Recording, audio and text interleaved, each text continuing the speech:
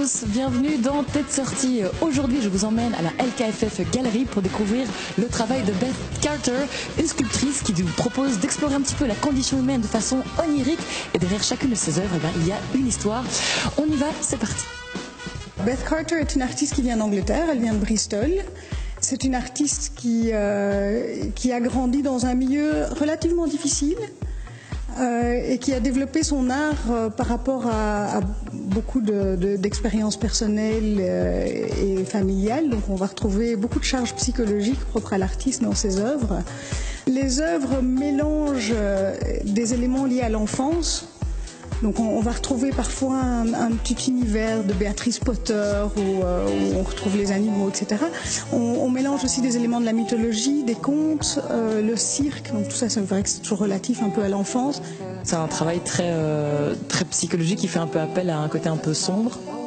Alors c'est chargé, effectivement, et donc on va le voir plus positif ou plus sombre en fonction de sa propre expérience. À chaque fois qu'on regarde une de ces sculptures, on va se poser beaucoup de questions.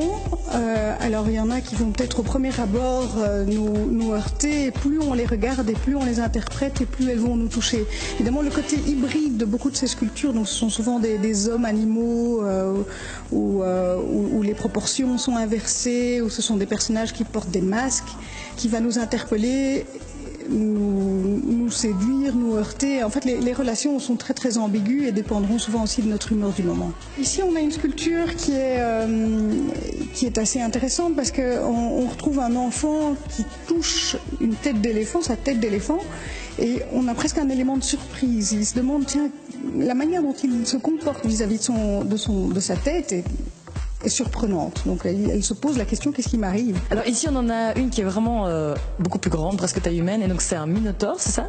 Oui, elle est même plus grande que taille humaine, je dirais. Alors moi je suis plus petite en tout cas. Ici on retrouve ce minotaure qui parcourt un petit livre qu'on voit là. Donc il y a un petit livre doré à la feuille. Donc on rend vraiment le livre dans son côté le plus précieux. On ne sait pas s'il le lit, s'il le regarde. Mais en tout cas, ça donne un espoir par rapport à la brute sanguinaire. Alors, on peut de nouveau interpréter la beauté derrière la façade brutale, ou est-ce que la littérature peut résoudre les problèmes de violence? Enfin, il y a de nouveau toute une série de pistes d'interprétation face à cette magnifique sculpture. Pourquoi toujours des hommes et pourquoi nus? Alors, la nudité donne un côté vulnérable et nous ramène à l'humanité. Alors elle a choisi de représenter des hommes, elle a essayé avec des femmes. Le problème, c'est qu'une femme nue va peut-être susciter le désir, là où on voudrait que l'homme nu, ici, qui sera l'homme plus universel, suscite la réflexion.